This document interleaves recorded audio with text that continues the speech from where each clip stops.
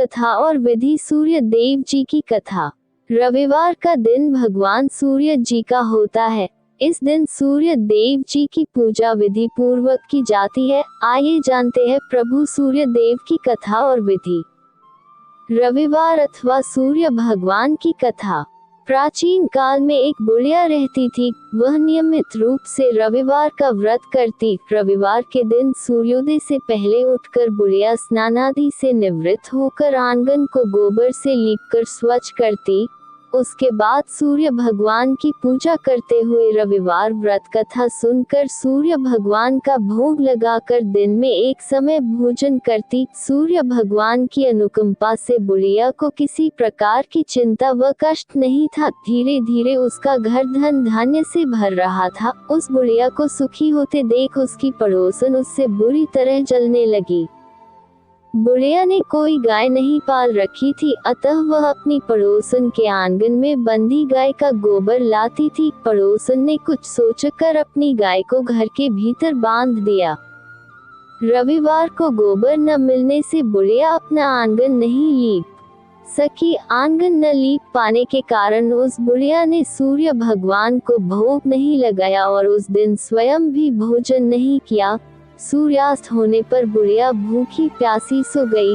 रात्रि में सूर्य भगवान ने उसे स्वप्न में दर्शन दिए और व्रत न करने तथा उन्हें भोग न लगाने का कारण पूछा। बुढ़िया ने बहुत ही करुण स्वर में पड़ोसन के द्वारा घर के अंदर गाय बांधने और गोबर न मिल पाने की बात कही। सूर्य भगवान ने अपनी अनन्य भक्त बुढ़िया की परेशानी का कारण जानकर उसके सब दुख दूर करते हुए कहा, हे माता, तुम प्रत्येक रविवार को मेरी पूजा और व्रत करती हो। मैं तुमसे अति प्रसन्न हूँ और तुम्हें ऐसी गाय प्रदान करता हूँ जो तुम्हारे घर आंगन को धन धान्य से भर देगी। तुम्हारी सभी मनोकामनाएं पूरी होगी। रविवार का व्रत करने वालों की मैं सभी इच्छाएं पूरी करता हूँ। मेरा व्रत करने व कथा सुनने से बांझ स्त्रियों को पुत्र की प्राप्ति होती है। स्वप्न में उस बुढ़िया को ऐसा वरदान देकर सूर्य भगवान अंतर्धान हो गए। प्रातः काल सूर्योदय से पूर्व उस बुढ़िया की आंख खुली तो वह अपने घर के आंगन में सुंदर गाय और बछड़े को देखकर हैरान हो गई। गाय को आंगन में बांधकर उसने जल्दी से उसे चारा लाकर खिलाया। पड़ोसन ने उस बुढ़िया के आंगन में बंधी सुंदर गाय और बछड़े को देखा तो वह उससे और अधिक जलने लगी। तभी गाय ने सोने का गोबर किया। गोबर को देखते ही पड़ोसन की आंखें फट गईं। पड़ोसन ने उस बुढ़िया को आसपास न पाकर तुरंत उस गोबर को उठाया और अपने घर ले गई तथा अपनी गाय का गोबर वहां रखाई। सोने के गोबर से पड़ोसन कुछ ही दिनों में धनवान हो गई। गाय प्रतिदिन सूर्योदय से पूर्व सोने का गोबर किया करती थी और बुढ़िया के उठने के पहले पड़ोसन उस गोबर को उठाकर ले जाती थी। बहुत दिनों तक बुढ़िया को सोने के गोबर के बारे में कुछ पता ही नहीं चला। बुढ़िया पहले की तरह हर रविवार को भगवान सूर्यदेव का व्रत करती रही और कथा सुनती रही। लेकिन सूर्य भगवान को जब पड़ोसन की चालाकी का पता चला तो उन्होंने तेज आंधी चलाए। आंधी का प्रकोप देखकर बुढ़िया ने गाय को घर के भीतर बांध दिया। सुबह उठकर बुढ़िया ने सोने का गोबर देखा। उसे बहुत आश्चर्य हुआ।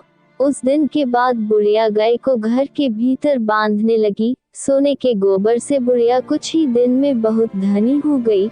उस बुढ़िया के धनी होने से पड़ोसन बुरी तरह जल भूनकर राख हो गई और उसने अपने पति को समझा बुझाकर उस नगर के राजा के पास भेज दिया। राजा को जब बुढ़िया के पास सोने के गोबर देने वाली गाय के बारे में पता चला तो उसने अपने सैनिक भेजकर बुढ़िया की गाय लाने का आदेश दिया।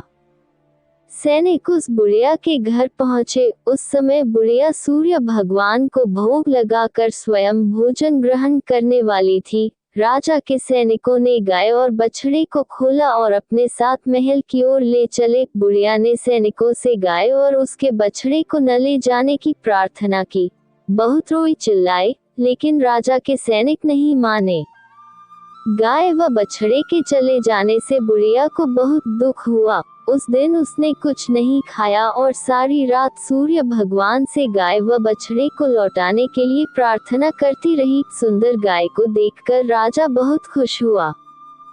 सुबह जब राजा ने सोने का गोबर देखा तो उसके आश्चर्य का ठिकाना न रहा। उधर सूर्य भगवान को भूखी प्यासी बुढ़िया को इस तरह प्रार्थना करते देख उस पर बहुत करुणा आई। उसी रात सूर्य भगवान ने राजा को स्वप्न में कहा, राजन, बुढ़िया की गाय व बछड़ा तुरंत लौटा दो, नहीं तो तुम पर विपत्तियों का पहाड़ टूट पड़ेगा, तुम्हारा महल नष्ट हो जाएगा। सूर्य भगवान के स्वप्न से बुरी तरह भयभीत राजा ने प्रातः उठते ही गाय और बछड़ा बुढ़िया को लौटा दिया। राजा ने बहुत सा धन देकर बुढ़िया से अपनी गलती के लिए क्षमा मांगी। राजा ने पड़ोसन और उसके पति को उनकी इस दुष्टता के लिए दंड दिया। फिर राजा ने पूरे राज्य में घोषणा कराई कि सभी स्त्री पुरुष रविवार का व्रत किया करें। रविवार का व्रत करने से सभी लोगों के घर धन धान्य से भर गए, चारों ओर खुशहाली छा गई, सभी लोगों के शारीरिक कष्ट दूर हो गए। राज्य में सभी स्त्री पुरुष सुखी जीवन यापन करने लगे।